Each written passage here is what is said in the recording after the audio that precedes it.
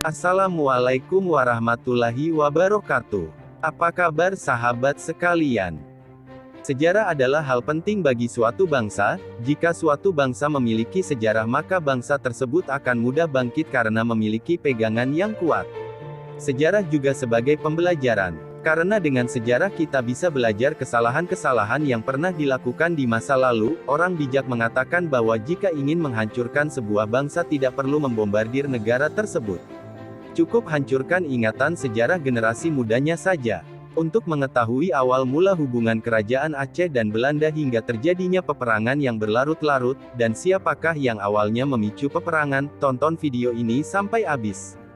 Hubungan Aceh dengan Belanda dimulai pada tanggal 24 Juni tahun 1599 Masehi, dengan datangnya Cornelis de Houtman ke Aceh. Pada saat itu, memang telah terjadi keributan antara Portugis dan Belanda yang telah lama bermusuhan dalam hal perdagangan, namun kerajaan Aceh yang menguasai wilayah perdagangan saat itu tetap berada di pihak netral agar segala pihak yang bersangkutan dapat dengan tenang mempergunakan pelabuhan-pelabuhan kerajaan Aceh yang dibuka kepada seluruh bangsa asing.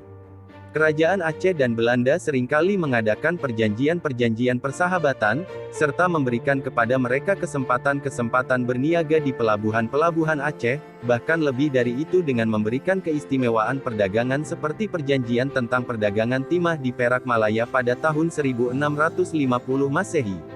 Tetapi saat itu Belanda sungguh-sungguh suatu bangsa yang tidak tahu membalas budi. Di satu pihak ia membuat perjanjian persahabatan dengan Aceh dan menikmati hasil-hasilnya, namun di pihak lain ia mengadakan tindakan-tindakan memecah belah Aceh dengan tujuan agar wilayah Aceh dapat mereka kuasai.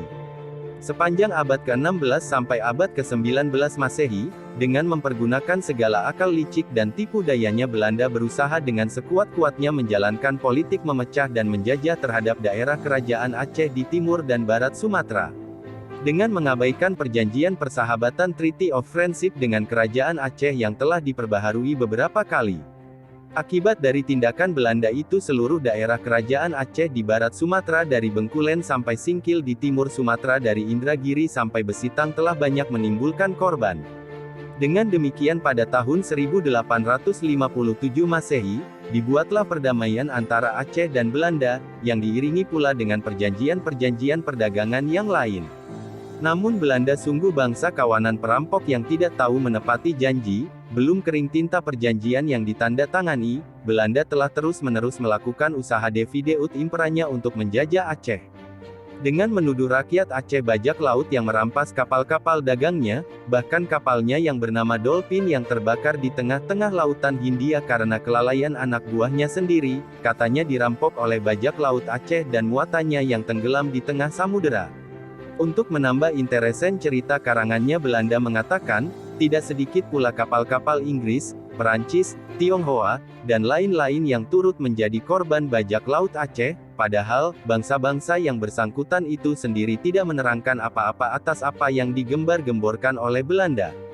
William Dampier mengatakan bahwa terdapat 10-15 kapal setiap harinya yang datang ke pelabuhan Aceh, yang mengangkut dan membawa barang dagangan. Andai saja kerajaan Aceh merupakan bajak laut seperti apa yang dituduhkan oleh Belanda, tentulah kapal-kapal asing tidak akan datang ke pelabuhan-pelabuhan Aceh dan akan menjauh.